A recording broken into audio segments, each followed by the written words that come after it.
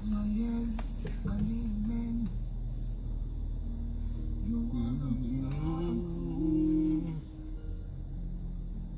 you have spoken yesterday, it has come to pass today.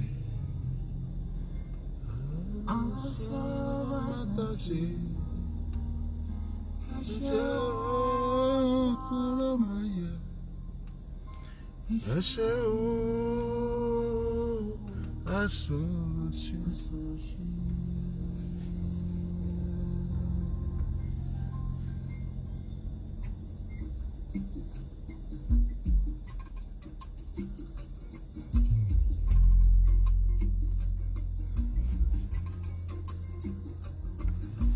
Happy Sunday, my dear brother.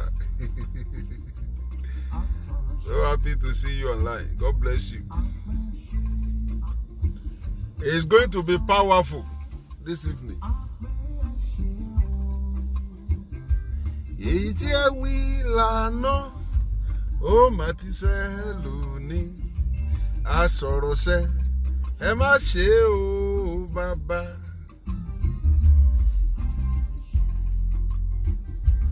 Happy ẹsẹ just 2 minutes ẹ jẹ́ ká yin Ọlọ́run láàrin ìṣẹ́jú méjì péré.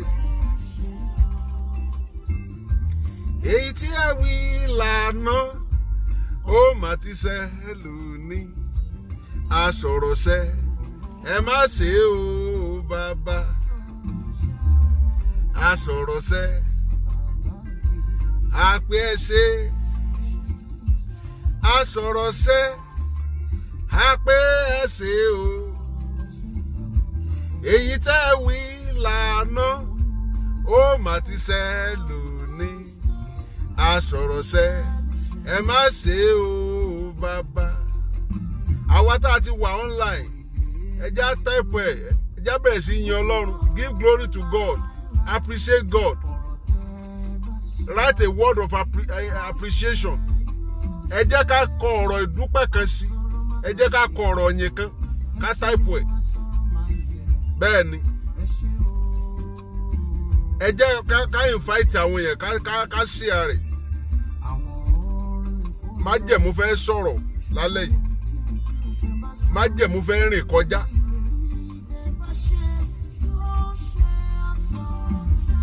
A sọ̀rọ̀ ṣẹ, a pé ẹ ṣe. A sọ̀rọ̀ ṣẹ, a pé ẹ ṣe o. Èyí tẹ́ wí lánàá, ó mà ti ṣẹ lónìí. A sọ̀rọ̀ ṣẹ, ẹ má ṣe o bàbá. Òun nìkan ló lè ṣe. Thank you God. Ẹ̀yin just type something. God, I thank you. I appreciate you. Bàbá ṣe ń wọlé ẹ jẹ́ ká máa type ẹ̀. Give glory to God. You can write hallelujah, anything.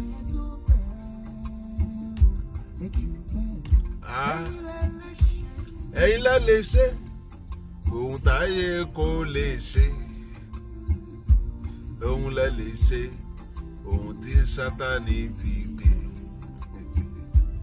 Àyípadà òun yóò ń gbogbo padà. Ẹ ti bẹ́ẹ̀ ẹ jù bẹ́ẹ̀ lọ.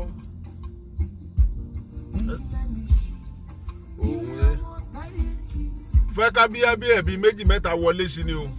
Ẹ jẹ́ àfàsìkò ẹ jẹ́ ara yin Ọlọ́run níwọ̀nba. Ẹ jẹ́ ká fọkàn balẹ̀. Kò sí ohun tá a gbé wá sórí ètò yìí lónìí tọ́lọ́run ní yẹjú. Ó ti fi májẹ̀mú rẹ̀ ṣáájú. Ó dẹ̀ ti rí ọ̀rọ̀ rẹ̀. God bless you, my brother. Adébáyọ̀ Babátúndé, yeah, unquestionable God. I love that. He's an unquestionable God. Kò sẹ́ni tó lè bí. Kò sẹ́ni tó lè bí o. I love that adjective. He's an unquestionable God. Mo wí lórúkọ Jésù yìí tó dáa ni ó ṣe fáwa. Ńlá ńlá, òkè wẹ́wẹ́, ẹ̀yin náà múrin ọpẹ́ kan. Agbára àjíǹde fẹ́ rìn kọjá, májẹ̀mú fẹ́ sọ̀rọ̀. àṣírí kan fẹ́ tú tó jẹ́ pé gbogbo ẹni tó bá ní oore ọ̀fẹ́ láti gbọ́ tá a dẹ̀ bẹ̀rẹ̀ sí lò, I promise you ayé wa ò ní rí bákan náà mọ́. Enough ó ti tó ibi táyé yẹn wá jẹ tó jẹ́ ibi téṣù yẹn wá jẹ tó ibi tí alágbára yẹn wá jẹ tó, torí pé àmọ́ àwọn kankan àmọ́ àwọn àṣírí kan tó jẹ́ ti Ọlọ́run, tó jẹ́ ẹ̀tọ́ wa tá a lè fi gbára wálẹ̀, tá a fi lo ògo wa. Bẹ́ẹ̀ ni gbogbo ẹ̀ la máa gbọ́, a dẹ̀ máa gbàdúrà. God bless you, unquestionable God. I glorify you. Ẹ já sí ààrẹ já invite àyẹ̀ wọlé. Ó kù 4 minutes. A sọ̀rọ̀ sẹ́, ẹ má ṣe o bàbá. Nínú ìrìn àjò mi, bẹ́ẹ̀ ni mo ń kọrin. Mo ń tọ́ka sí Káfárì, síbi ẹ̀jẹ̀ náà. God bless you, ọ̀rẹ́ mi, my childhood friend, Aremu Jacob Olatayo. God bless you. Ẹ jẹ́ ká appreciate Ọlọ́run. Orí ìyìn lẹ ti bá wa, my brother. Let's just type one word láti fi appreciate Ọlọ́run. A máa bẹ̀rẹ̀ in the next 3 minutes now. Mo fẹ́ kẹ́ ẹ pe àwọn èèyàn wọlé. Májẹ̀mú kan fẹ́ rìn kọjá. Ọlọ́run fẹ́ tú àṣírí kan fún wa. Tó jẹ́ pé tá a bá ti bẹ̀rẹ̀ sí lo májẹ̀mú yẹn, kò sí ogun táyé dojúkọ tí ó borí. Bẹ́ẹ̀ ni, a bá mi sọ ni. Gbàlà. Bẹ́ẹ̀ ni.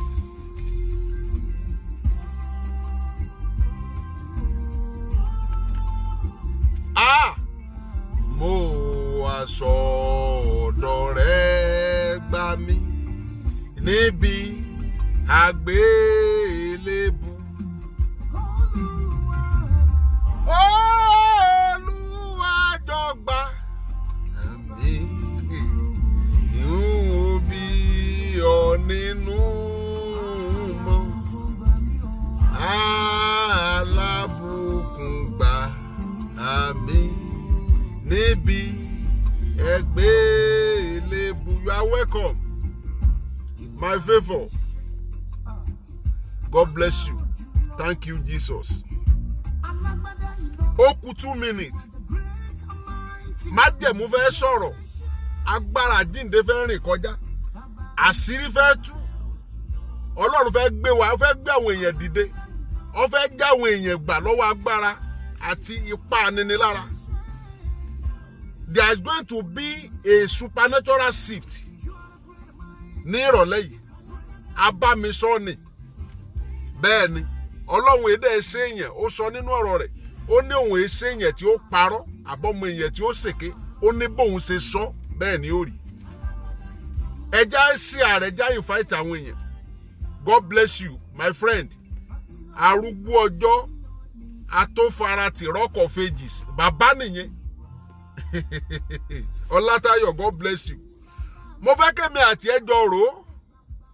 Wo bá ṣe bẹ̀rẹ̀ ìrìn àjò yẹn wẹ́rẹ́wẹ́rẹ́. Àwọn tó lè sọ̀tẹ̀ ayé mi nu. Àwọn tá a jọ mọ̀ bá ṣe ń kó bọ̀ nìyẹn.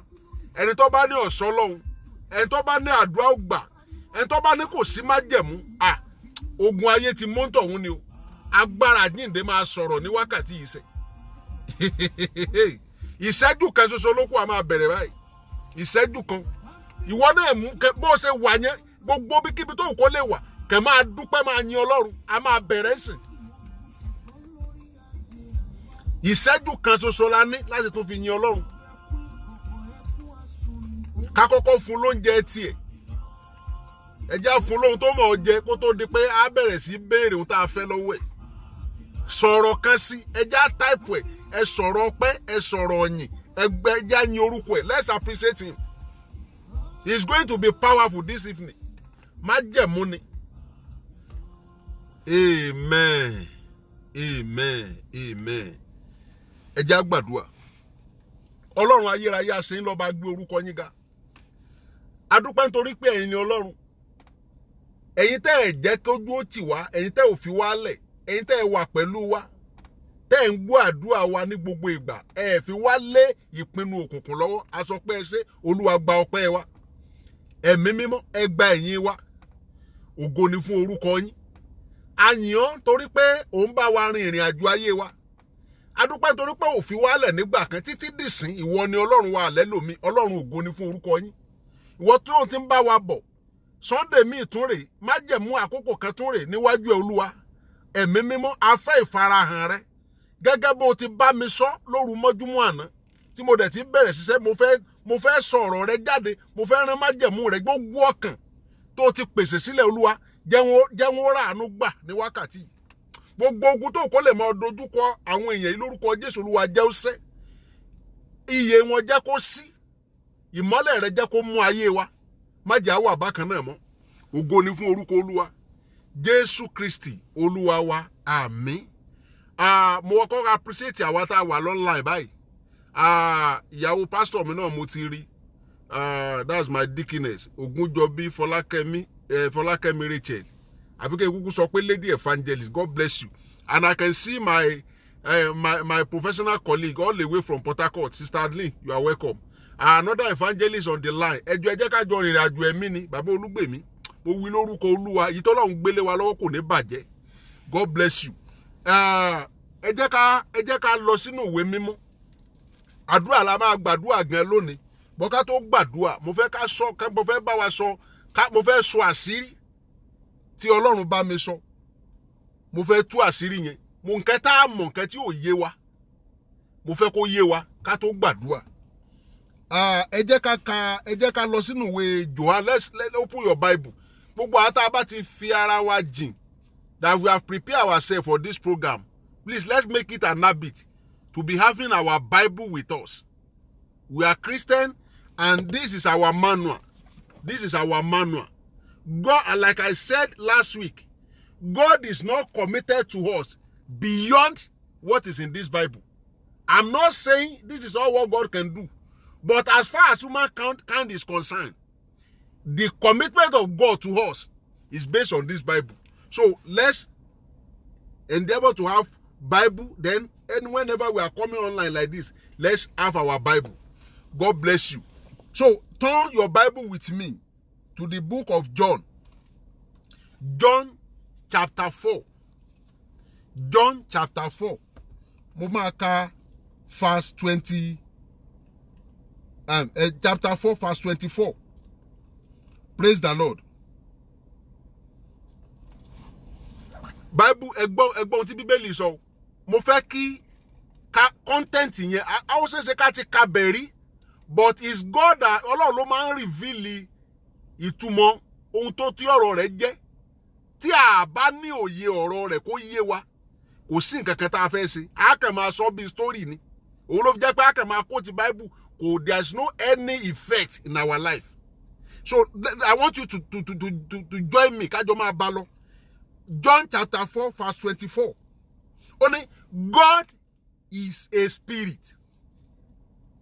God is a spirit.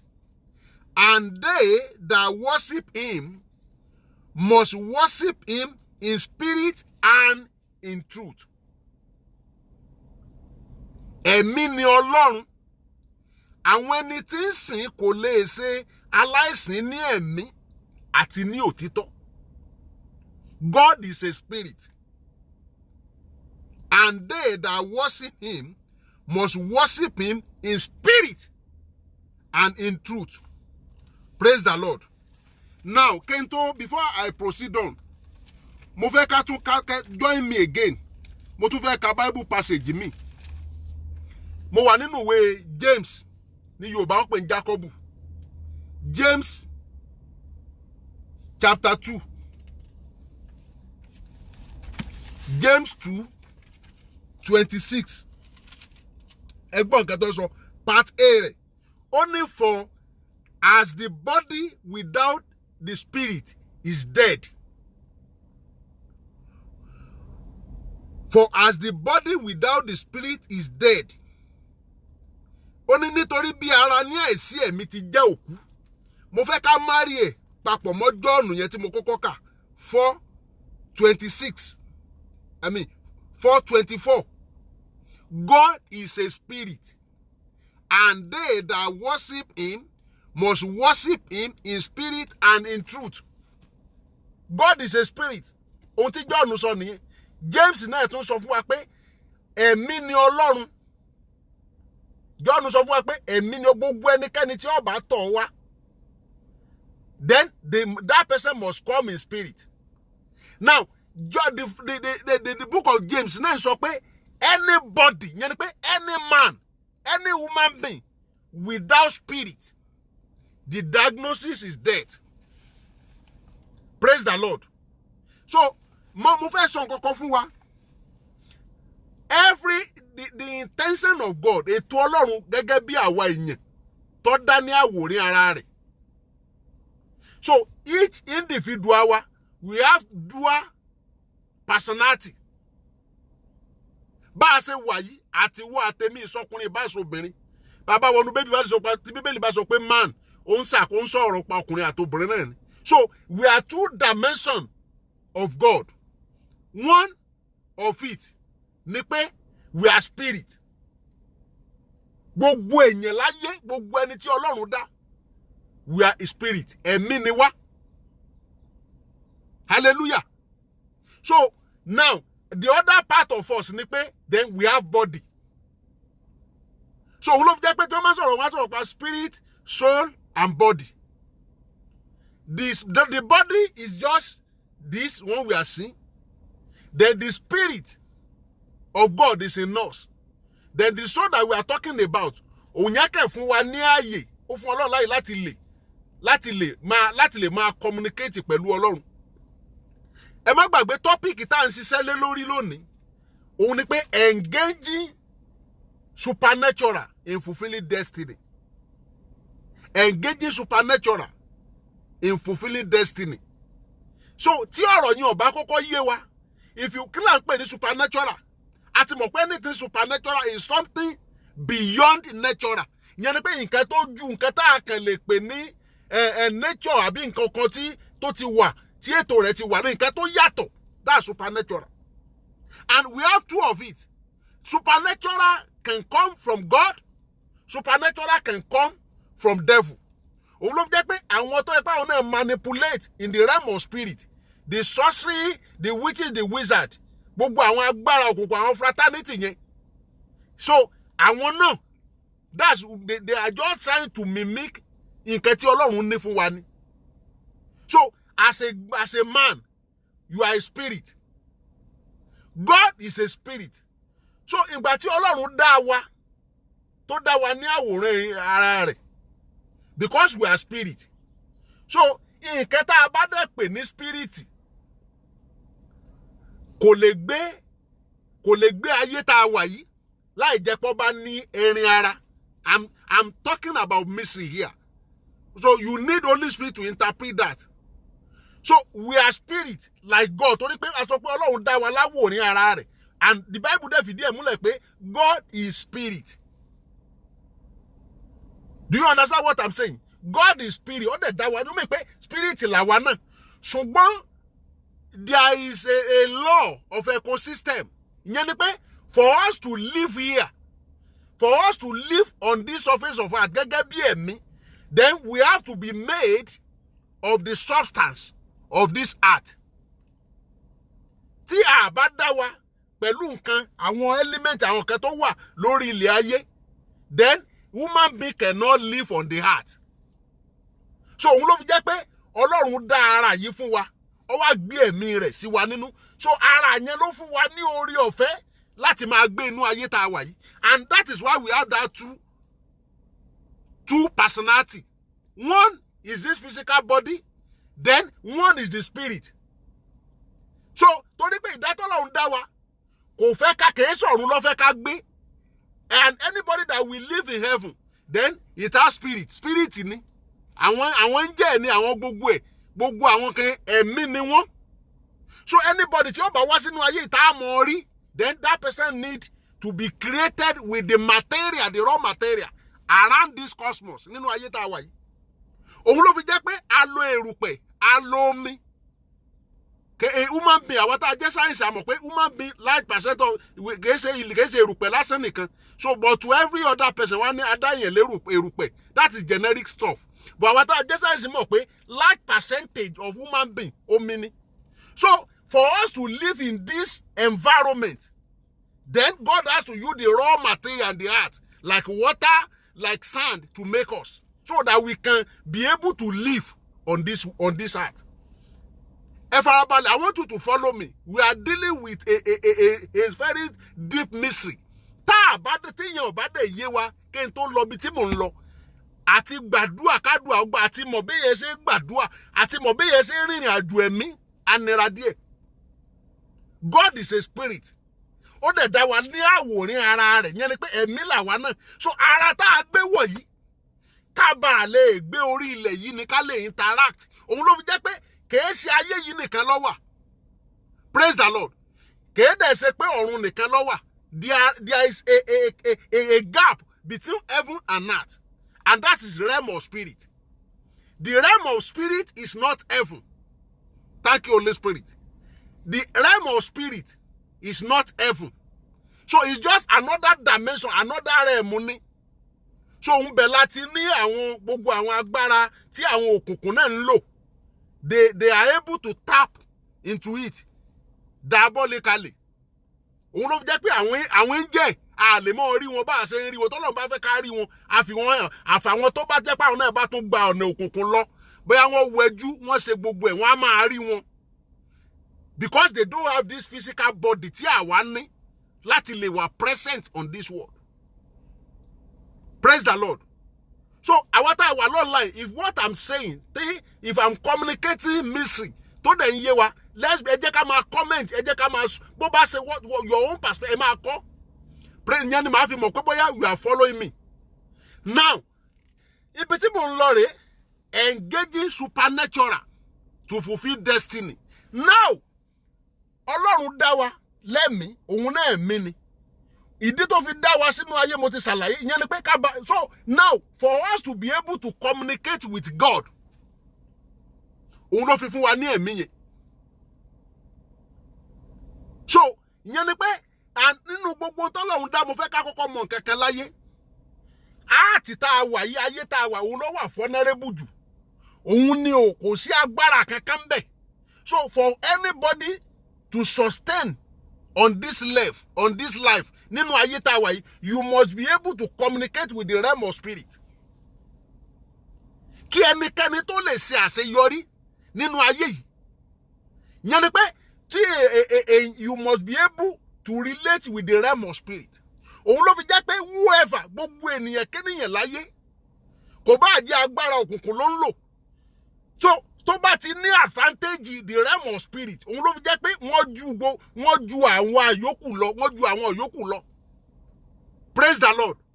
Ẹ wo ẹni tó bá ní agbára oṣó tàbí tó bá lájẹ́, kí ló dé tá fi ń bẹ̀rù wọn? Because they have the advantage in the realm of spirit. They have advantage in the realm of spirit. Over ẹni tọ́ka wà lásán. Òun ni ìwé James yẹn fi sọ pé anybody without spirit is dead. Ìyẹn ni pé téèyàn bá rìn lórí ilẹ̀ ayé, that you don't have advantage, you don't have access to the realm of spirit, then gbàgbé, the diagnosis is that you are dead. Òun ló fi jẹ́ pé àwọn tó wà nínú òkùnkùn náà, ẹ bá rẹ̀ nìkan tí wọ́n ní àlùjẹ̀nú ní ń bá sọ̀rọ̀, agbára òkùnkùn ní ń lò, ẹ rí i pé in one way or the other, ọ̀nà òkùnkùn ni o. And I'm not here to glorify Satan, but mo kàn jẹ́ kó yé wa ni pé that is the advantage that person have over. Ìwọ náà wo ẹni tó bá wà níbi iṣẹ́ ẹ̀ tó bá lágbára òkùnkùn. Ẹni tó wà níbi tó wà tó jẹ́ pé ó ní agbára oṣù àbí àjẹ́ àbó ní bóyá ó tiẹ̀ ń lọ ṣóògùn lọ́dọ̀ babaláwo náà. Ìwọ náà wo bó ṣe tí o bá ní agbára ẹ̀mí mímọ́ tó wà jẹ̀ ní wo bó ṣe máa darí ẹ̀. Wo bó ṣe máa control ẹ̀. So this life, let me tell you, I want you to know something today. Life is spiritual. Ìrìn àjò ẹ̀mí láyé. So for anybody to get to anywhere, for anyone to actually dominate, gẹ́gẹ́ bí ìpinnu Ọlọ́run fún ayé wa pé ẹ go and dominate, then you must have advantage in the realm of spirit. Praise the Lord. mo ti sọ mo láwọn tá a bá wà online tẹ́ ń gbọ́ mi mo ṣe ń sọ please I need you to be comment kẹ́ẹ̀tì ẹ̀ máa kọ́ nǹkan kan. If you understand what I'm saying, if I'm passing a message to you, I need you to comment. Praise the Lord. So, if you now want to engage that supernatural,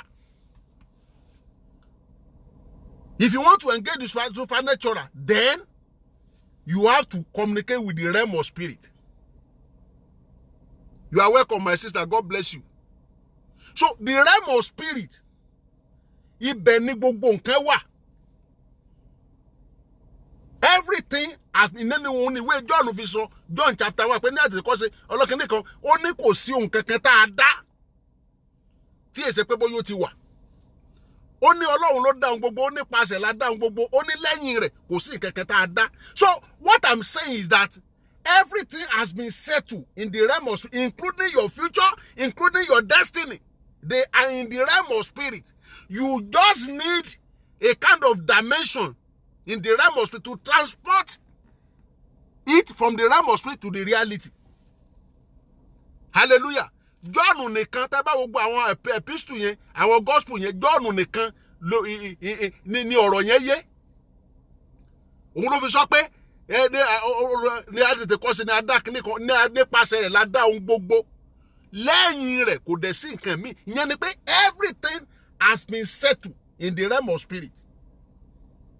So, but ìkankan ò kàn lè ṣẹlẹ̀. Let me tell you one thing. It's very, very risky.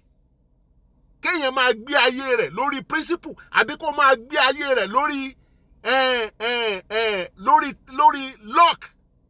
Nothing just happen. Kò sí nǹkankan tí kẹ̀mọ́ ṣàdédé ṣẹlẹ̀ láyé. Life is spiritual. Mo ti ṣàlàyé àwa tá à ń tà ṣẹ̀ṣẹ̀ wọlé bóyá ẹ̀ gbọ́ mi. This art táwa wà yìí is the most vulnerable. Òun ni ò ní agbára kankan rárá. Gbogbo àwọn tó ń dààmú rẹ, gbogbo àwọn tó ń yọ lẹ́nu tí ń yọ mí lẹ́nu, they are not operating in the physical realm. Òun ló fi jẹ́ pé ẹ rí pé Bíbélì gan kò fi wá sínú òkùnkùn. Ìwé Ephesians sọ, Ephesians chapter 6 verse 12 ó sọ ó ní kì í ṣe ẹrin ara là ń bá jà. Do you understand what I'm saying? Ó ní kì í ṣe ẹrin ara là ń bá jà. Ó ní ṣùgbọ́n àwọn alágbára, àwọn aláṣẹ, ibi òkùnkùn, ibi gíga, high places. Níbo ni high places? My brother and sister, where is the high places? The high places is the realm of spirit. Kì í ṣe ayé tá a wà yìí. In fact, kì í ṣe ọ̀run. So, kì í ṣe pé lẹ́yìn ayé ọ̀run nìkan ló kù sẹ́yìn pé gbogbo mẹ́ta tí òun ta ní nìyẹn pé lẹ́yìn ayé ọ̀run ni. No. There is a realm of spirit. Níbi tó jẹ́ pé ibẹ̀ ni wọ́n ti ń control gbogbo nǹkan. Let me tell you one thing. The spiritual control physical. Gbogbo nǹkan tó bá ṣẹlẹ̀ lójú ayé, I want to bet it with you. It has been first settled in the realm of spirit. Kò sí nǹkan kan tí kẹ́sà dédé máa ń ṣẹlẹ̀. So, I'm talking about mystery here. And we need to understand it. Gbogbo àwọn agbára tó ní ọ lára tó ń jẹ gàba tí wọ́n ń dẹ́rù bà ọ́ lójú ọ̀run lójú ayé advantage tí wọ́n ní nìyẹn. They have a advantage in the realm of spirit. So ìwọ náà gẹ́gẹ́ bí ẹ̀mí wọ́n ní God is a spirit, ẹ̀mí ni Ọlọ́run pé gbogbo àwọn ẹni tí ó bá dẹ̀ sìn gbogbo ẹnikẹ́ni tí ó bá wá sọ́dọ̀ rẹ̀ gbogbo it has to come in the realm of spirit. So òun ló fi jẹ́ pé this world lẹ́rìí pé wàhálà pọ̀ nù ayé tá a wà yìí. In the realm of spirit it's not like that. Àwọn ló ń control ayé. Àwọn ni wọ́n ń control àti tá a wà yìí. So it can be demon, then it can be from God. But as a child of God, I'm talking about you, the supernatural that came from God here. We need to understand that principle. But you as a person, you are spirit. God intentionally created you to be a spirit so that you can communicate with him who is a spirit being. So Ọlọ́run kẹsàdédé dá ọ lẹ́mìí torí pé èròǹgbà rẹ̀ ni pé you will be able to have access to him. Òun ló jẹ́ pé làbọ̀ mi sọ̀rọ̀ nípa soul, spirit and body. So the spirit aspect of it is a kind of dimension created by God so that we will have access to him in the realm of spirit. Praise the Lord. So now, ẹ wo gbogbo nǹkan tó ń ṣẹlẹ̀. Bóyá èèyàn lálàá, tó ẹ kẹ̀rí pé o lálàá, o dẹ̀ bára rẹ̀. Níbo ṣébi tó ti bára rẹ̀ sí ọ̀run ni. That's the realm of spirit. Okay, wàá dẹ̀ lálàá nǹkan á ṣẹlẹ̀ lójú ayé, àlójú àlá rẹ̀. Bá tiẹ̀ mọ̀, bá là tiẹ̀ ọba tiẹ̀ rí bẹ́ẹ̀. Asá mọ̀ ti Joseph. Adẹ̀ mọ̀ ti ọba, àmọ̀ ti ọba Nebuchadnezzar. Àmọ́ àwọn tó lálàá nínú Bíbélì. So báwo ló fi jẹ́ pé lójú ayé kíní yẹn padà? That's the realm of spirit. So God Ọlọ́run fún wa lórí ọ̀fẹ́, òun ló fi jẹ́ pé àmọ́ ìyà ara wa gẹ́gẹ́ bí èèyàn. Èṣù tá ń pariwo yẹn, Èṣù does not have that grace. Gbogbo àwọn ẹ̀mí tá ń sọ yẹn wọn ò ní. Because we are created in dual dimension. We can relate with the earth, then we can relate with the heaven. And one thing, they are caught up in the realm of spirit. Wọn ò bí ẹ̀mí kan dá ká sọ pé òun ló ń rìn láàrin wa báyìí. Ká sọ pé áńgẹ́lì kan ní rìn lọ lájọ́ rìn báyìí. Àbí ẹ̀mí òkùnkùn kan ní rìn lọ, àbí ìwọ̀n kan ní rìn lọ lẹ́jọ́ rìn lọ báyìí. In the realm of spirit ni wọ́n wà. But àwa èèyàn, if God empower you, if God give you that grace, you will be able to relate with both the realm of the spirit, then the physical realm. Makatapa nikidali nali musutaya kafa. Mo sọ lórúkọ Jésù Kristi ti Násárẹ́tì. Ọlọ́run tó fi àṣírí tó tú fún mi, tó dẹ̀ bá mi sọ. Mo lo àṣẹ yẹn, mo lo májẹ̀mú agbára yẹn láti wákàtí yìí lọ. Gbogbo ojú tó wò mí, gbogbo etí tó ń gbọ́ mi, either now or later. Lórúkọ Olúwa, ìmọ́lẹ̀ Ọlọ́run ọ̀gá ògo ọ̀yá kó mọ́ sí ayé rẹ báyìí. Gbogbo kùrukùru, gbogbo ohunkóhun tí ò jẹ́ ọmọ ohun tó kàn. Gbogbo ohunkóhun tó ń dí ọ lọ́wọ́.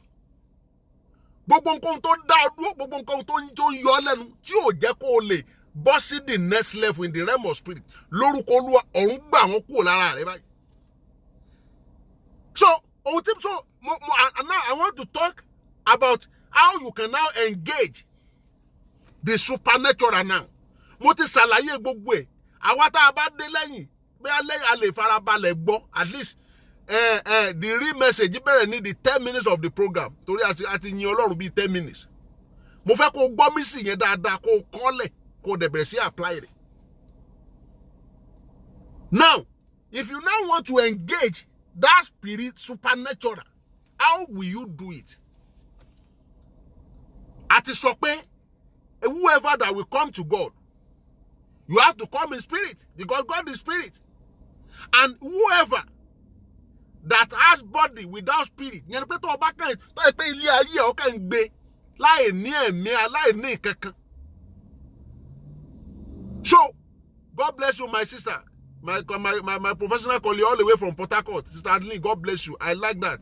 He said exactly nothing just happened. Bẹ́ẹ̀ni, kò sí nǹkan kan tí ń ṣẹlẹ̀ lásán. So, jẹ́ wá sọ àṣírí kan fún. Kò sí nǹkan kan tá a ṣẹ̀ṣẹ̀ fẹ́ dá o. I'm telling you, ìwé Jọ́ọ̀nù fìdí ẹ̀ múlẹ̀ pé lẹ́yìn rẹ̀ gbogbo tó kò sí nǹkan kan mi, including your future, including everything that you need. You need husband, you need wife, you need motor, you need a visa, you need children, whatever you need. They are all settled in the heavenly, in the realm of spirit. You just need another dimension of God. See, to transport it from the realm of spirit then to the physical. Ohun tá man ṣe nìyẹn o. Tẹ́ bá rẹ̀ nìkan tá bá gbàdúrà tí wọ́n bá ní ìyanu ṣẹlẹ̀, kì í ṣe pa àṣẹ̀ṣẹ̀ dá nǹkan yẹn o. Ohun tá okay, ṣé kò yà yín lẹ́nu? Àṣà máa ń rí nínú àwọn sinimá bàbá tí ẹ rí lójú ayé. Àwọn òkùnkùn ẹlòmíì wọ́n á pa, wọ́n á sọ pé ilé tó dẹ̀ yẹ kọ́kọ́ rèé o. Mọ́tò tó yẹ kó rà rèé o. Kò sí nǹkan tí wọ́n fẹ́ fi ṣe. They just waste it.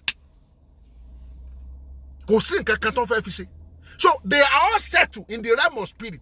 You just need the grace in form of the spirit of God. As a matter of fact, you don't want to need to activate it.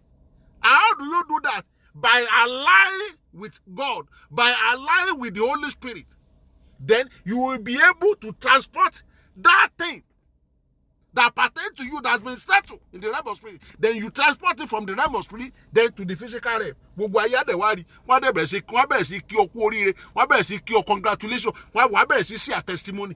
Because you are able to successfully transport that thing from the realm of spirit to the physical. Kò sí nǹkankan tá a ṣẹ̀ṣẹ̀ fẹ́ dá. Praise the Lord.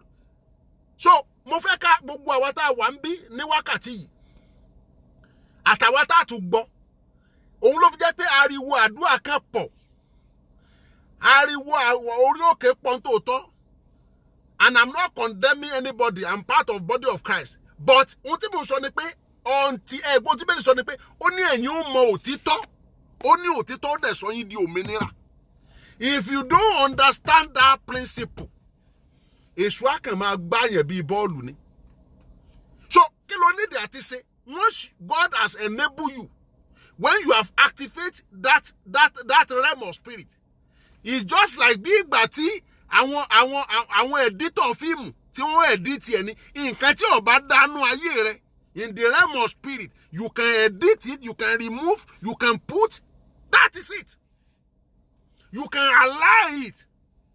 Malimo sota kedabi nali musundaba adari kadabali nusudaya kafa. Ọlọ́run má jẹ̀mú. Ìwọ tó mú mi lọ ní kùtùkùtù òwúrọ̀ àná, mo ṣe night mọ́júmọ́ ni, I never plan it. Mo dẹ̀ gbọ́ ohùn yẹn pé ké máa lọ sí etí òkun sà. Mo dẹ̀ lọ bá ọba má jẹ̀mú sọ̀rọ̀ ńbẹ̀. Maria bale kwadaba nasutaba nari musudabi adale kadudabaya kafalia. Mo pa láṣẹ ni sà. Gerua tapa nalibali pudaba labaru kasafa ne wadaba le kerua daba maluda bi adali mo pa láṣẹ ni lórúkọ Jésù Kristi ti Násárẹ́tì. Gbogbo agbára tí òkùnkùn lò, gbogbo okòwò tá a ti parí in the realm of spirit tó affect ye in the physical realm, paru akadaba ne karu adaba mo rán iná jáde ní wákàtí ọwọ́ lórúkọ Olúwa ọ̀run sọ de ẹrú báyìí. Ní ojú ọ̀run rẹ lónìí mọ́júmọ́, ní ojú àlá rẹ ekaruaba adabali kusutabali maruada yakafa. Mo yọ̀ǹda ìran kan ṣoṣo sà. Mo yọ̀ǹda àlá kan ṣoṣo sà. Tí ìwọ gan fojú ara ẹ̀ rí, meruaba adaru ataka andale karua masutaya kaleku adabaya kabalia. Riduadelu adabi nesutabi kata atali kadudabi ha. Mo pa láṣẹ ni sà garua dalewo kapa. Láti wákàtí yẹn lọ. Gbogbo ipá yẹn lórúkọ ọ̀run tú gbogbo ẹ̀ka. Láti wákàtí lọ di aṣẹ́gun sà, di òmìnira lọ́wọ́ ipá àti agbára tó mú ọ sìn. Àwọn ẹ̀mí ojú òfurufú, àwọn alágbára bí gíga ayé tí wọ́n pàgọ́ ti ìran rẹ̀, èrú àdó àdàkú sàfà, tẹ́ẹ̀rù àndábà àdúrálẹ̀kẹ̀ èrú àdábà límùsùn mo pa á láṣẹ ní lórúkọ Jésù Kristi ti Násárẹ́tì ọ̀yá ọ̀run fi iná tú wọn ká báyìí. Thank you, everlasting Father. You need to engage the supernatural. Kariaba adali narua daba ekeru adali musutaya kafa. It is only supernatural that can deliver you. It is only supernatural that can take you to where you are going. It is only supernatural that can deliver you from all oppression.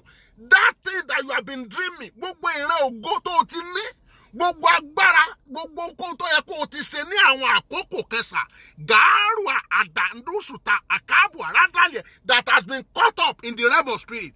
Tí wọn ó dàbí ìgbà pé wọn ò jẹ́ kí nǹkan ó lọ òkè, wọn ò jẹ́ kí nǹkan ó lọ ọlẹ̀, ó wà ní agbede méjì, kò dọ́dọ̀ rẹ, kò dẹ̀ padà sọ́dọ̀ Ọlọ́run. Gbọ́ aṣọ nípa ti Dáníẹ́lì, kèrú àdàbà àdálì mùsùtáyà kàfà, tí odidi ọjọ́ méje sà ní balógun Páṣíà ló fi delay ohun tá a ti release for 7 days.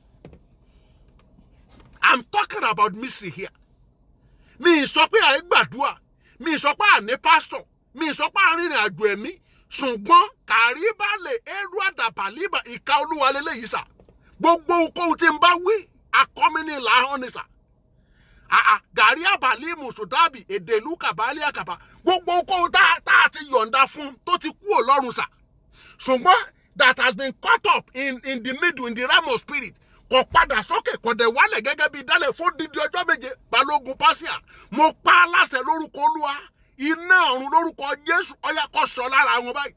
Wọ́n fẹ́ wọ́n kọ̀ gbogbo nǹkan tá a gbé lọ́wọ́, gbogbo tí wọ́n pa mọ́wọ́ tí wọ́n ò fẹ́ yọ̀ǹda fún iná gbà fún wọn báyìí. Lórúkọ Jésù Kristi ti Násárẹ́tì mo kọjá lọ dàbárù àtàlẹ́kẹ̀ tùdábì mẹ́sùdábì mo lo gbogbo bá jẹ̀músà orí òkè tí mo ti gùn kẹ́tó kò Nàìjíríà. Mo lo gbogbo májẹ̀mú yẹn pátápátá tó ń ṣiṣẹ́ tí mo dẹ̀ rí àwọn áńgẹ́lì rẹ̀ tí mo dẹ̀ rí ìfarahàn rẹ̀ níbí. Mo lò pẹ̀lú májẹ̀mú gbogbo ìrìn àjò tí mo ti tún rìn bí nínú ẹ̀mí. Mo sọ tẹ́lẹ̀ gbogbo ọkẹ̀ tó ń wò mí ní sà ègérú àdàbà ńlú àṣetàbálì kàbá ní àárín ọjọ́ méje sà. Mo fẹ́ kó bẹ̀rẹ̀ sí máa kà á ní àárín ọjọ́ méje lórúkọ Olúwa ìbẹ̀wò àtòkì tí ò ní kọ́ tí wọ́n gbé rí pé this is visitation lórúkọ Olúwa ọ̀run bẹ̀ ọ́ wò báyìí. Mo ní ọ̀run bẹ̀ ọ́ wò lórúkọ Jésù. Mo ní ọ̀run bẹ̀ ọ́ wò láti wákàtí yìí lọ di òmìnira. Ògo ni fún orúkọ Olúwa. So báwo ló ṣe fẹ́ engage supernatural? Àti mo ti tú àṣírí yẹn báwo ti yí ọ. O ti mọrú ẹ̀dá tó jẹ́, you are a spirit. Ọlọ́run ti empower rẹ. O ti mọ̀ pé Ọlọ́run gan fúnra rẹ̀ ẹ̀mí ni sà. O ti mọ̀ pé ìrìn àjò tí ń bẹ wájú rẹ̀ ìrìn àjò ẹ̀mí ni sà. So báwo ló ṣe fẹ́ rìn? Àkọ́kọ́ ọnú rẹ̀ kèdáàbò àsòtá àdàbà lékèdúdáyà kàfà ara. Ọ gbọ́dọ̀ rí pé genuinely ni sà. Genuinely you have to ready to surrender all unto Jesus Christ. Jésù sọ fún mo ti sọ fún ọ agbára òkùnkùn wà táyé wà àmì ìtọ́lọ́run dẹ̀ wà.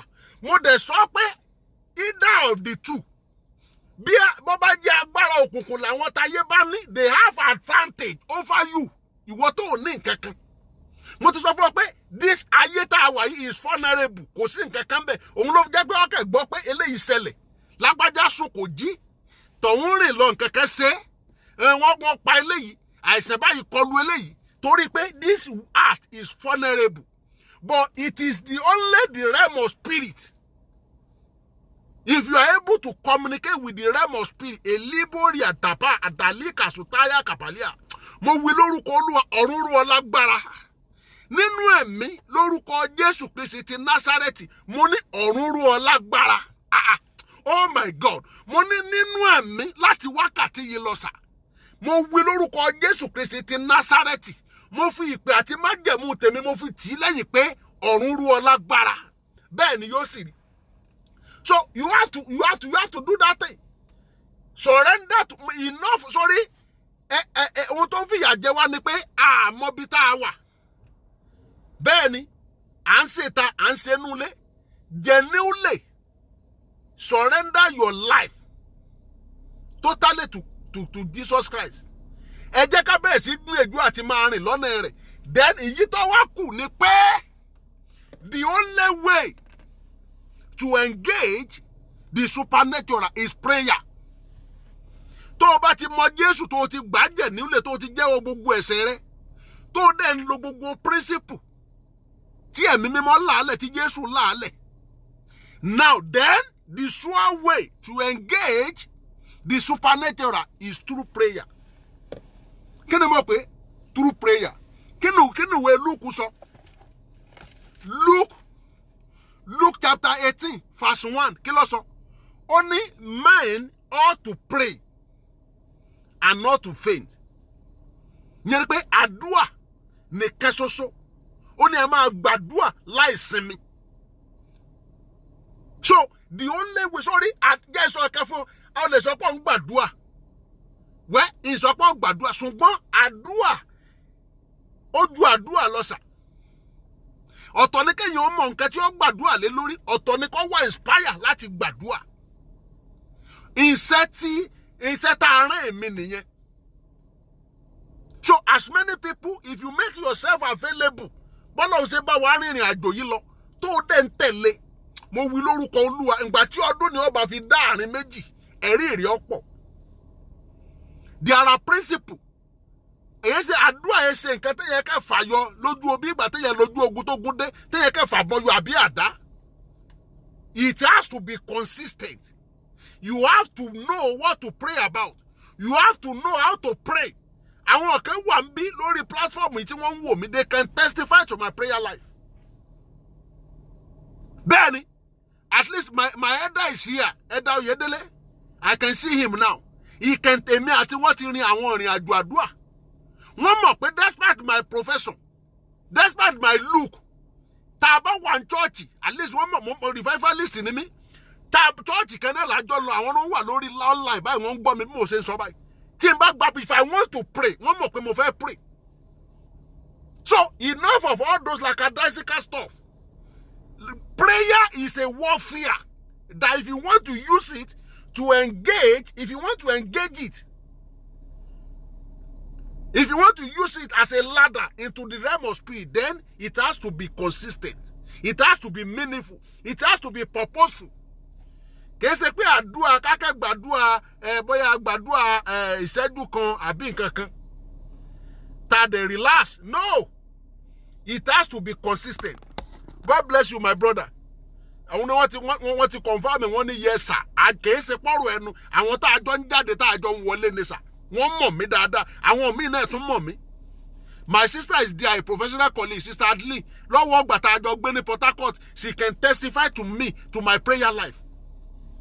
Àwọn kan náà wà ńbẹ̀ gẹ́gẹ́ bí ọ̀rẹ́ mi tí wọ́n wà ńbẹ̀. So, ohun tí mo sọ ni pé, if you want to engage supernatural, the only way, láfíà ìgbà tó o bá ti gba Jésù, tó o ti rìn lọ́nà rẹ̀, tó o sá fún ẹ̀ṣẹ̀, the only available way tí Jésù láàlẹ̀ fún wa sà is the prayer. Kò sí kọ́nàkọ́nà. Mo dẹ̀ ti sọ, tó bá wá jọ ní òkùnkùn lọ bá fẹ́ rìn. A mọ̀ pé ọ̀nà òkùnkùn ni. Mo ti sọ pé àtẹni tó rìn ọ̀nà òkùnkùn, àtẹni tó rìn tọlọ́run, once you are able to access the realm of spirit, you have advantage over every other person on this earth. Olóò jẹ́ pé àwọn tí ń ṣoògùn náà wọ́n ń jẹ́ lọ. Àwọn tí ń sáré ayé náà wọ́n ń jẹ́ lọ. Ó kàn jẹ́ pé òpin rẹ̀ níbi tá ń lọ níbi òun ló di òun ni ó padà pín òun ni ó padà fokú ọ̀lẹ́hàn. Òun ló fi jẹ́ pé àwa tá a pera wa ohun tó máa ń dùn mí nìyẹn. Àwa tá a pera wa lọ́mọ Jésù, àwa tá a pe àdúrà pé àdúrà la fẹ́ mọ̀ gbà. Àmọ́ àìlò dáadáa sà. Àwọn tó ń ṣe oògùn tí wọ́n rìnrìn àjò òkùnkùn wọn ò kọ ohun tí wọn ò lè ṣe. Bí wọ́n bá dé kí wọ́n máa fa màálùú kiri lóru, wọ́n rẹ́dí àti ṣe. Bí wọ́n bá dé kí wọ́n rì mọ́lẹ̀, mo ti gbọ́ ẹni tí wọ́n ní ó ka ẹsẹ̀ kẹ́ sókè láàrin odò for 7 days tó ń jẹ ẹyọ atari ẹyọ kan ṣoṣo lójoojúmọ́ torí pé wọ́n wá gbára ayé. So if you want to engage supernatural, òun ni mo wà bí báyìí sí. Mo mọ̀ pé àwọn tí ó mọ̀ wò pé àṣẹ l'Amẹ́ríkà náà. From láti kẹ́hìn tó kù òǹlé, ìgbà mo débi Amẹ́ríkà yìí, to God be the glory o. Mo dúpẹ́ lọ́wọ́ Ọlọ́run fún mi lórí ọ̀fẹ́ o.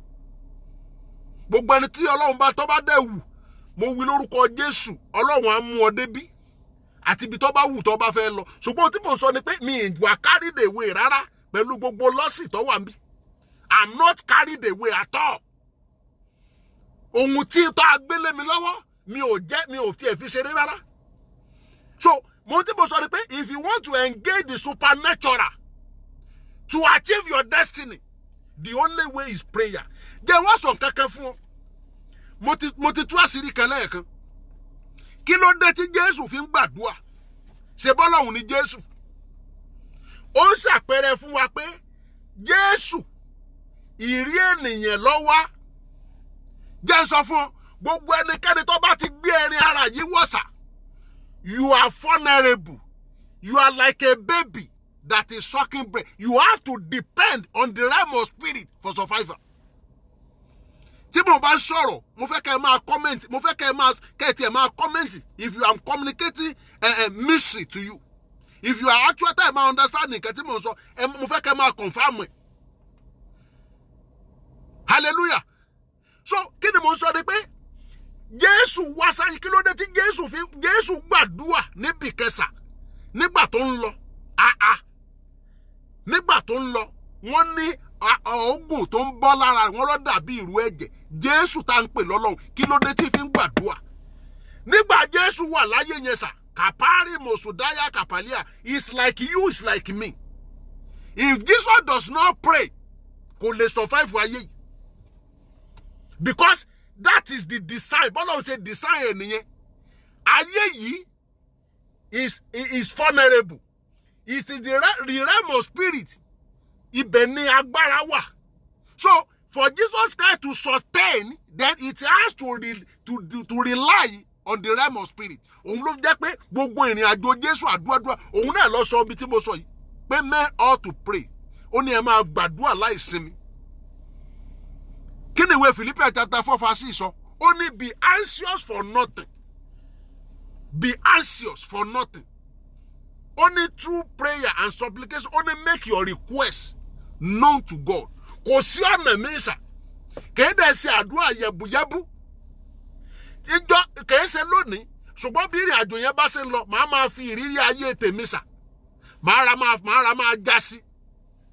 Nothing happen. Tá a bá fẹ́ gbé gbogbo ògo fọ́lọ́run, a sọ pé a dúpẹ́ Ọlọ́run ṣe. Bẹ́ẹ̀ ni, òun ló ṣe. Ṣùgbọ́n go to any successful person. Gbogbo ẹnikẹ́ni tó rí pé ìrìn àjò rẹ̀ yàtọ̀. They communicate with the realm of spirit. Either tọ́lọ́run àbí tókùnkùn. You cannot just go anywhere. You cannot get to anywhere without engaging the supernatural. Ohun tí mo ń sọ nìyẹn.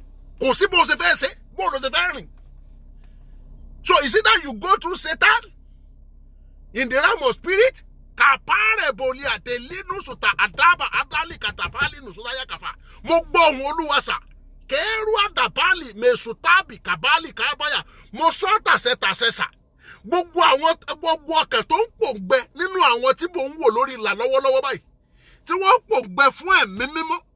Tí wọ́n pòǹgbẹ fún agbára rẹ̀. Keru adeliku satafa madaba adonda ekeru dabaya kapalia. Lójú ọrùn rẹ, lójú àlá rẹ, adáde wáyé lórúkọ ọyá kan bẹ̀ ọ́ wò. Áńgẹ́lì látọ̀run wá tí ó kó gbogbo tó fẹ́ ẹ̀bùn ẹ̀mí tó wù ọ́. Mo rí Olúwa sọ wípé àwọn méjì kẹsà máa rẹ́dùn àdébàlì kàtà àndàlì kàbá wọ́n ń pòǹgbẹ for the things of the spirit. Mo wí lórúkọ Olúwa májẹ̀mú gbélé ọ lọ́wọ́ báyìí. Láti wákàtí yìí lọ, ó di akọni nínú Olódùmarè. Májẹ̀mú ìpè mi ni mo fi tì ọ́ lẹ́yìn lórúkọ Olúwa ò ní wà bákan náà mọ́. Jésù Kristi Olúwa wa. So bó ṣe rí nìyẹn. You want to pray without ceasing. Ó ló gbàdúrà débi pé omi tó ń kán àágùn rẹ̀ dàbí ẹ̀jẹ̀. Jésù tá a pè lọ́lọ́run. Kí ló dé tó nídìí àti gbàdúrà dé lẹ́fù yẹn? A tó kó àwọn ọmọ ẹ̀yìn rẹ̀ lọ sórí òkè. Ọ̀pọ̀lọpọ̀ wa bá ti gbàdúrà súkẹ́súkẹ́ àti gbàdúrà tán náà ni. Ẹlòmíì bí wọ́n bá ṣe sọ òru bí wọ́n ṣe mẹ́ta ṣọ́ọ̀ṣì wọn, ó dẹ̀yìn oṣù mẹ́fà. Á dẹ̀yìn oṣù mẹ́fà.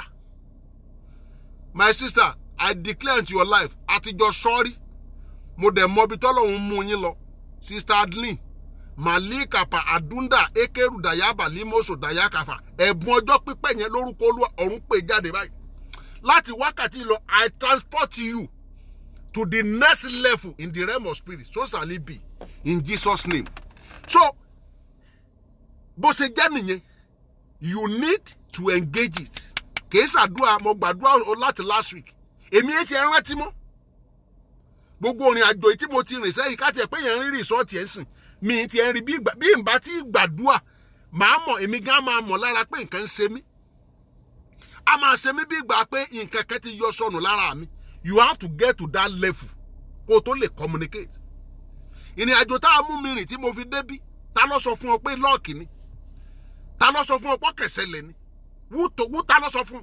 Ibi tí wọ́n gíga tí wọ́n náà mọ̀ gbogbo ìgbà tó fi àkókò rẹ fọ́lọ́run, gbogbo ìgbà tó ń gbàdúrà dáadáa, ọmọ gbogbo nǹkan ṣe rí náà. Jẹ́ sọ fún kò sí nǹkan kan tó jẹ́ lọ́ọ̀kì. Ìsídà bọ́yá àwọn tá a máa ń pè lọ́ọ̀kì yẹn, bọ́yá bí àwọn pẹ́rẹ́ǹtì wa, irú bẹ́ẹ̀ mi ṣe ń gbàdúrà tí mo jáládùá yìí, bí kẹ̀kẹ́ bá ṣẹlẹ̀ nú ayé ọmọ mi nísìnyí wọ́n ní lọ́ọ̀kì ni. Àbẹ́nìkẹ́ tó súnmọ́ mi bó ṣe rí nìyẹn. Kò sí nǹkan sí this there is on this níní ayé tá a wà yìí kò sí guarantee. Òótọ́ ọ̀rọ̀ mò ń bá ọ sọ nìyẹn. Àwọn ọ̀rọ̀ tí mò ń sọ yìí a lè gbọ́ ọ̀pọ̀lọpọ̀ rẹ̀ bóyá nu chọ́ọ̀chì tá ń lọ. I'm telling you, kì í ṣe pé mo fi ń ṣègbéraga. Kò sí guarantee fẹ́ni kankan ní ayé tá a wà yìí. You have to position yourself where you want yourself. Bẹ́ẹ̀ni, dàbò rí kàdàbà ní dálè kèṣù tàyà kàfà. Bẹ́ẹ̀ni, I know Olúwa sọ fún mi pé that's the level that you want. Bí mo dẹ̀ ṣe sọ yẹn láti òru yìí mọ́júmọ́ ọ̀la ọ̀run abẹ̀yìn wò. So, no luck, nothing, life is spiritual. Gbogbo nǹkan tó bá ṣẹlẹ̀, ẹ̀mí ni sà. mo ti bá ayé mi débi lásán pé bẹ́ẹ̀ bá kọjá lẹ́gbẹ̀ẹ́ mi lásán tó bá wò mí lẹ́ẹ̀mejì màá fi ẹ̀mí rí díẹ̀ sà. bẹ́ẹ̀ ni bí kẹ̀kẹ́ bá ṣẹlẹ̀ sí mi léra wọn lẹ́ẹ̀mejì táwọn èèyàn máa ń pè coincidence yẹn màá wá díẹ̀ pé kí ló dé because torí pé mo understand the principle yẹn. Life is spiritual. mo kàn kankan lónìí bí a lórí Facebook ni wọ́n ní my brother God bless you mo understand network ẹ̀tọ́ ọlọ́run á ṣàánú wa Nàìjíríà gbogbo ẹni òkùnkùn dá mo wí lórúkọ Olúwa àánú ó sọ̀rọ̀ fún yín. I appreciate you for joining back Evangelist Olúgbèmí God bless you. So bó ṣe jẹ́ nìyẹn a ní díẹ̀ ọlọ́run á dẹ̀ ràn wá lọ́wọ́. Let's begin to work on ourselves. As we are engaging ourselves daily, then the door will begin to open. Everything will begin to come.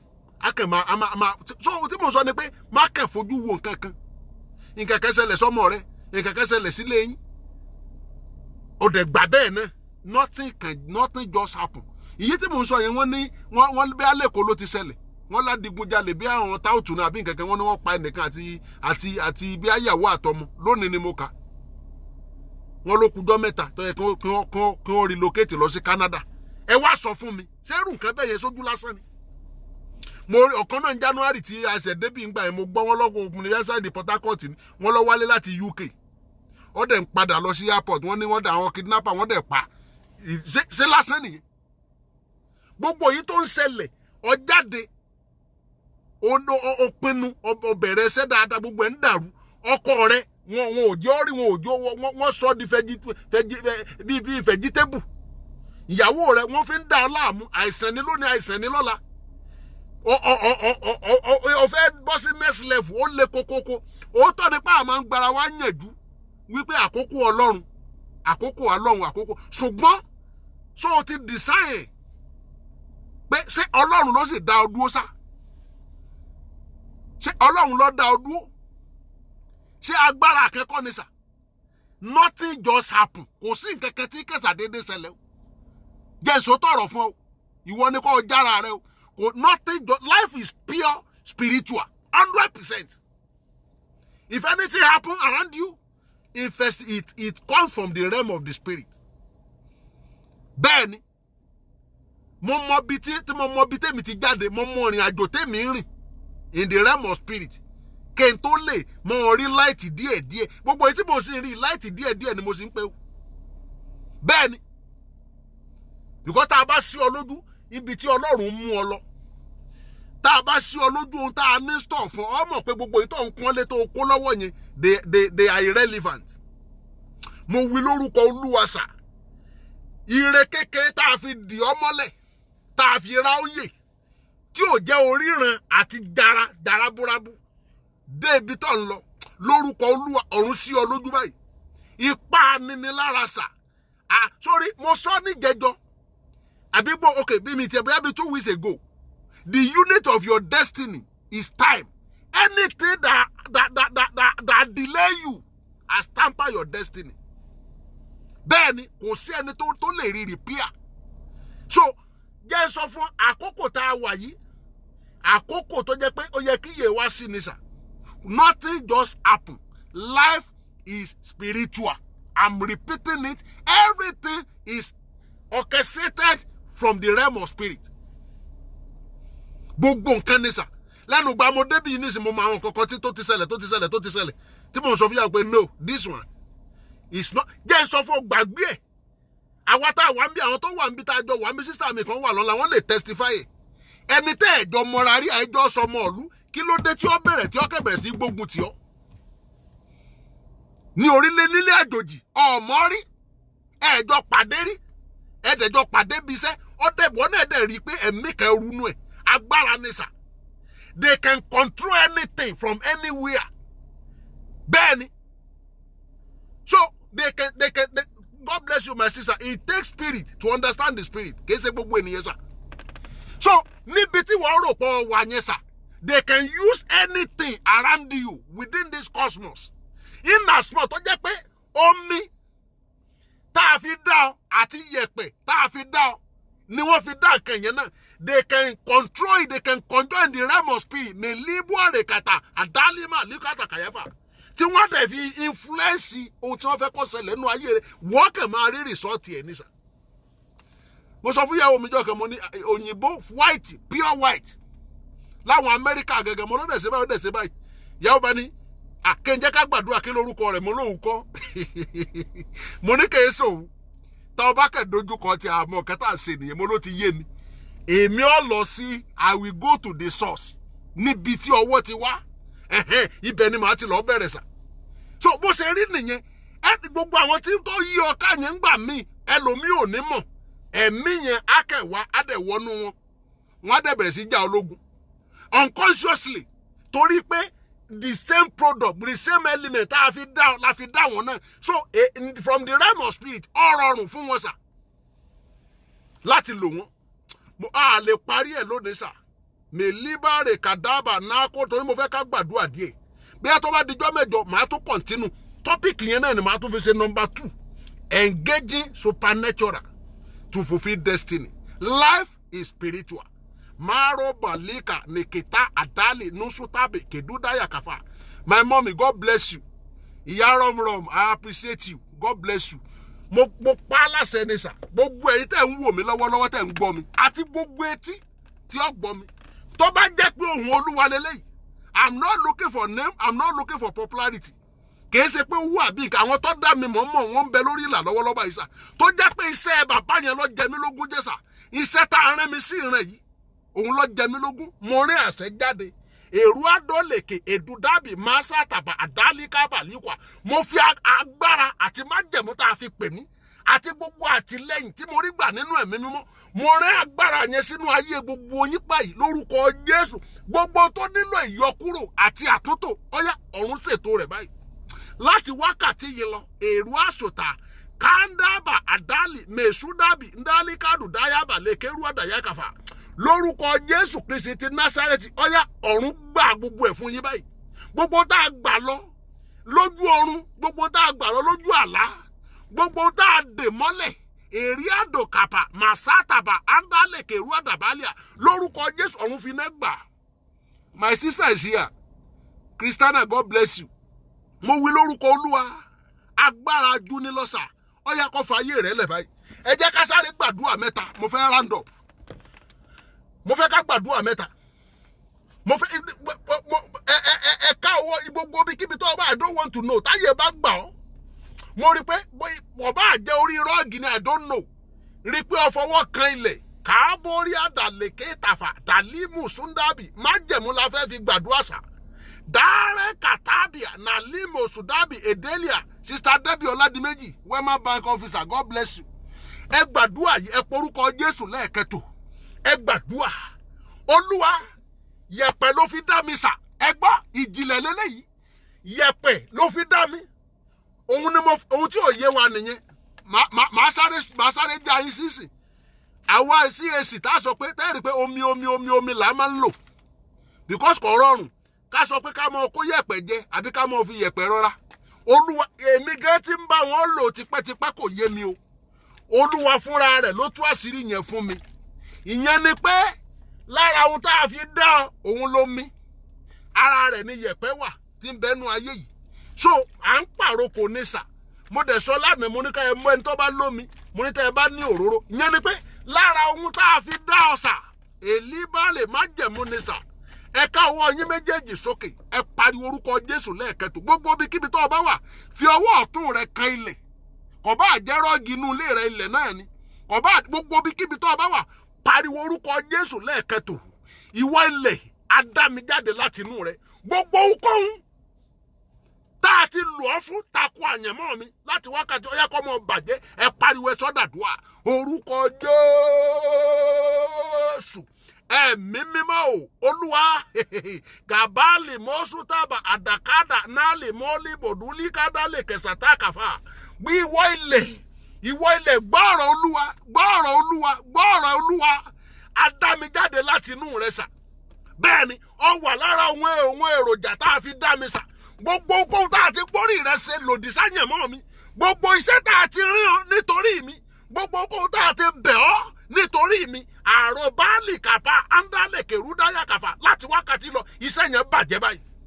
Gbogbo ẹnikẹ́ni tó lo yẹ̀pẹ̀, gbogbo ẹnikẹ́ni tó tẹ ilẹ̀, gbogbo ẹnikẹ́ni tó bálẹ̀ dámọ́jẹ̀mú nítorí rẹ nítorí mi aru asota kapa edudabi likadudaya kafa raholi kaholi sindabi kali netudabi adaba nare kudaya kafa mo pala senisa lórúkọ Jésù Kristi ti Násárẹ́tì láti wákàtí ọ̀run kọlù wọn báyìí geru asota daba adali masutaba andale kerua mesudabi aremisiran yìí nisa kèésì àyọjú rẹ kèésì pé ìkẹtí mo kẹ I just take the life pé mo fẹ́ máa ṣe sà ṣùgbọ́n apá aláṣẹ fún mi adẹ̀gbóhun tí máa lò lé mi lọ́wọ́ mo sọ láṣẹ bí wòlíì Olúwa láti wákàtí yìí lọ sà láti wákàtí yìí lọ bí mo ṣe ń sọ yìí ni sà mo rán ohùn jáde tí gbogbo ẹnikẹ́ni tó ń gbọ́ mi sà láti wákàtí yìí lọ gbogbo ohunkóhun tí ayé ti lò gbogbo ohunkóhun tí wọ́n ń lò lọ́wọ́lọ́wọ́ tó jẹ́ ìṣẹ̀dá Olódùmarè sà omi ni afẹ́fẹ́ ni yẹ̀pẹ̀ ni ewé ni gbogbo ohunkóhun tá a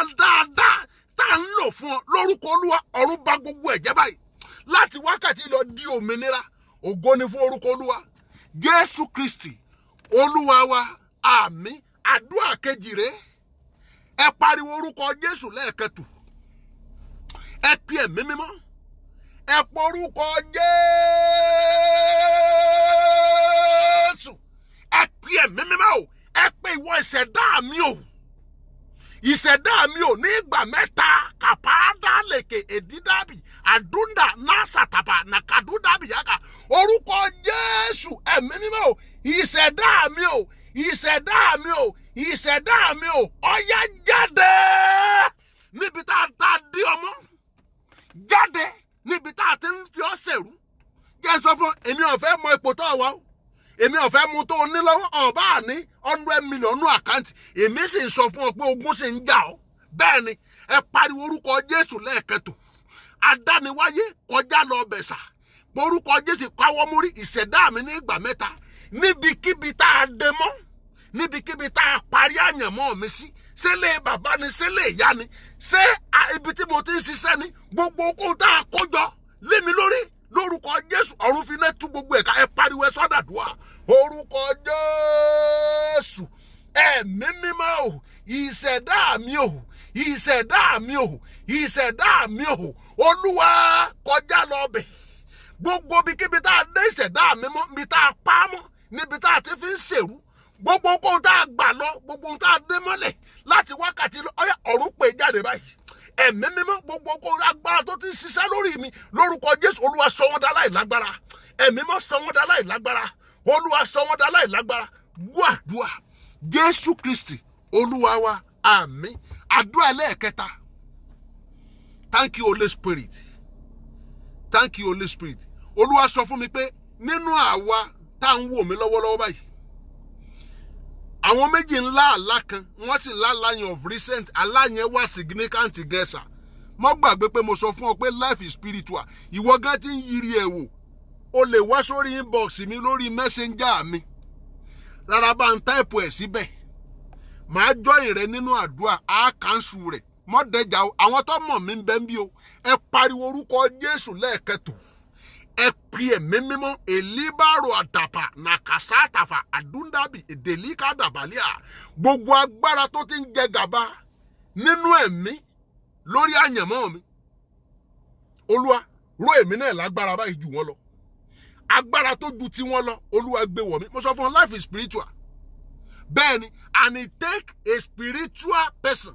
to deal with the spiritual situation so you need that power first láti lè combat wọn sà ẹ pariwo orúkọ Jésù lẹ́ẹ̀kẹtò Olúwa empower me above the territorial power Olúwa gbé agbára wọ̀ mí ju agbára tó ń yọ mí lẹ́nu lọ there is going to be a kind of balance in the realm of spirit tí agbára tiẹ̀ bá ti ju tí wọn lọ nígbà tí Jésù wáyé sà àwọn agbára kan gbógun tí ó bẹ́ẹ̀ ni gbogbo àwọn Farisí gbogbo àwọn Sadusí in the realm of spirit alágbára ni wọ́n sà ṣùgbọ́n torí pé Jésù was able to overcome them ǹgbà tó ọba tó ní agbára tó ju agbára tó ń ju ọ lọ sà tó ń dà ọ láàmú sà ìjọ yẹn la yọ sọ fógun ayé rẹ sẹ́ ẹ ká ọwọ́ yín méjèèjì lé orí yín, ẹ pariwo orúkọ Jésù lẹ́ẹ̀kẹtò. Olúwa, ju agbára tó ń yọ mí lẹ́nu lọ, Olúwa ró mi lágbára.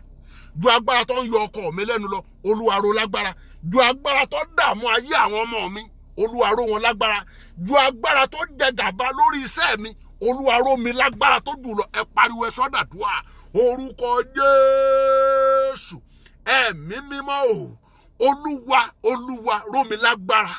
Àtẹ̀mí, àtaya, àtàwọn ọmọ mi, agbára tó ju agbára tó ń yọ wá lẹ́nu lọ, agbára tó ju agbára táyé fi ń dojú kọ wá lọ. Bẹ́ẹ̀ ni lórúkọ Olúwa, ọ̀run gbé wọ̀ wá. Láti wákàtí yìí lọ, ẹ̀mí mímọ́ sọ wá dà lágbára. Jésù Kristi sọ wá dà lágbára. Ẹ̀mí mímọ́ sọ wá dà lágbára. Ọba àwọn ọba sọ wá dà lágbára. Arúgbó ọjọ́ sọ wá dà lágbára. Ẹ̀mí mímọ́ sọ wá dà lágbára. Arúgbó ọjọ́ sọ wá dà lágbára. Lórúkọ Jésù sọ wá dà lágbára. Ẹ̀mí mímọ́ sọ wá dà lágbára. Ọba àwọn ọba sọ wá dà lágbára. Gbàdúrà. Jésù Kristi Olúwa wa, àmín. Sister Yema Ìtọ́pẹ́yẹmí, God bless you. Ẹ nawọ́ yín méjèèjì báyìí, mo fẹ́ sàsọtẹ́lẹ̀. Àti parí náà nìyẹn. Orúkọ Jésù, ní agbára ẹ̀jẹ̀ Jésù, Olúwa, èyí tó rán mi lọ́sẹ̀ yìí mo jẹ. Bẹ́ẹ̀ ni àṣẹ àti agbára àti májẹ̀mú, Olúwa, ó yá fi ti ọ̀rọ̀ rẹ lẹ́yìn. Gbogbo ọkàn tó fi ara wọn jìn, wọ́n fi dátà wọn jìn, wọ́n fi àkókò wọn jìn láti gbọ́ ọ̀rọ̀ rẹ látẹnu mi. Láti wákàtí yìí lọ, mo sọ ni bí wòlíì Olúwa, gbogbo ohunkóhun tá a ti wí nípa tiẹ̀ lónìí lórúkọ Jésù, májẹ̀mú fàṣẹ sí báyìí. Láti wákàtí yìí lọ, ìgbé ayé rẹ yí padà. Lórúkọ Jésù, ò ní wà bákan náà mú. Ọwọ́ ajúnilọ yẹn lórúkọ Jésù ọgbẹ báyìí. Àtìlẹ́yìn ọ̀gá ògo jùlọ lórúkọ Jésù ó yá kó farahàn nínú ìrìn àjò ọ̀sẹ̀ yìí. Èmi wí lórúkọ Jésù Kristi Násárẹ́tì, àmì tí ó farahàn nínú ayé rẹ, ohun tí wọ́n ní orí lójú àlá lójú ayé tó lè kọ̀nfàmù pé tòótọ́ la rán mi, lórúkọ Olúwa, Ọlọ́run fàyè gbà á. Bẹ́ẹ̀ ni yóò sì rí. Ògo ni fún orúkọ Olúwa. Jésù Kristi Olúwa wa, àmín, àmín, àmín lórúkọ Jésù. Praise the Lord. Hallelujah, hallelujah, hallelujah. Ògo ni fún orúkọ Olúwa. God bless you. Mo appreciate gbogbo wa pátá. God bless you. Brother mi kò àwọn brother kan tó pé láti gbà mo ti bẹ̀rẹ̀ wọn ò yí ṣe. Lórúkọ Olúwa, àtàwọn tá join in between náà, lórúkọ Olúwa, ìbùkún Olódùmarè ò ní fi yín lẹ̀. Ẹ jẹ́ má jẹ́ kí Èṣù kó jẹ wá máyé. Àtijọ́ bẹ̀rẹ̀ ìrìn àjò yìí. Mo fẹ́ ká fi sọ́kàn. Ẹ jẹ́ ká fi sọ́kàn. Aago 3 ní Amẹ́ríkà, ní Chicago nbí. Àwọn ní Nàìjíríà aago 9. Àwọn data tá a fi ń wo àwàdà àwọn nǹkan tí ò ní túmọ̀ lórí Facebook. Àwa náà mọ̀. Àwọn comedy àwọn nǹkan tí ò that doesn't have any value to àwa náà mọ̀. Let's invest ourselves into the things of the spirit. And I promise you, agbára àjíǹde tó ti ń tì wá lẹ́yìn lórúkọ Olúwa kò ní padà. Ayé wa ò ní wà bákan náà mọ́. Ẹ má jẹ́ àgbàgbé, let's begin to pray always. Tẹ́ bá dẹ̀ ní anything tó rú yín lójú, ẹ jọ̀ọ́. I may be busy nítòótọ́, ṣùgbọ́n mi busy pé n pa iṣẹ́ bàbá mi tì. Òun ló fún mi lórí ọ̀fẹ́ tí mo fi débí. You can come to my inbox. You can send message to me lórí messenger. Nǹkan báyìí. Àwọn tó send ẹ̀ sí mi mo ti ń ṣiṣẹ́ lórí ẹ̀. Mo fẹ́ ẹ gbọ́ ìrìn àjò ẹ̀mí nì. For us to have a good result, mo fẹ́ ká jọ pa òfin Ọlọ́run mọ́. Mo fẹ́ ká jọ máa rìn lọ́nà rẹ̀. Mo fẹ́ ká jọ máa sọ́nà ní gbogbo ìgbà. Ìyí tó bá dẹ̀ jẹ́ ọ̀rọ̀ ẹ̀rí, please, let's come to my inbox. Let's say it, let's share it. A tún máa fi ru àwọn ènìyàn sókè nínú àdúrà. Lórúkọ Olúwa, àdúrà ò ní ṣe tiẹ̀ tì. Lórúkọ Jésù Kristi, yìí tó gbà lónìí kò ní bọ́ mọ́ lọ́wọ́. I appreciate everybody on the platform. God bless you. Till next week Sunday, same time. God bless you. Bye-bye.